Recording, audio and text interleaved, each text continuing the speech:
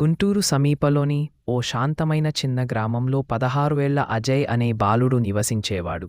జీవితం సవాళ్లతో నిండిపోయి ఉన్నా అతని కలలు మాత్రం ప్రకాశవంతంగా ఉండేవి. 10వ తరగతి పూర్తయ్యాక అజయ్ తల్లిదండ్రులు అతను పనిచేయాలని కోరారు. కాని అజయ్కు అంతకన్నా ఎక్కువ కావాలి. అతను నేర్చుకోవాలి, నిర్మించాలి, ఎదగాలి అనుకున్నాడు. ఒకరోజు గ్రామంలో జరిగిన అవగాహన శిబిరంలో అజయ్ పాల్గొన్నాడు. అక్కడే అతను జేఎంఐటీఐ కాలేజ్ చినకాకాని గురించి విన్నాడు. అదే అతనికి అవసరమైన ప్రేరణగా మారింది.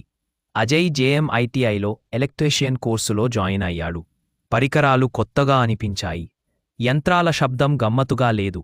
కాని అతను వైదొలగలేదు. తన మంచితనంతో పాటు ఉపాధ్యాయుల సహాయంతో అజయ్ తన బ్యాచ్లో అత్యుత్తమ విద్యార్థుల్లో ఒకడిగా మారాడు. కోర్సు ముగిసేసరికి అజయ్కు విజయవాడలోని ఓ ప్రముఖ సంస్థ నుండి ఉద్యోగ ఆఫర్ వచ్చింది. ఆ వార్తను చూసి అతని తల్లిదండ్రులు తమ కళ్లను నమ్మలేకపోయారు. ఇప్పుడు అజయ్ గర్వంగా లక్ష్యంతో పనిచేస్తున్నాడు.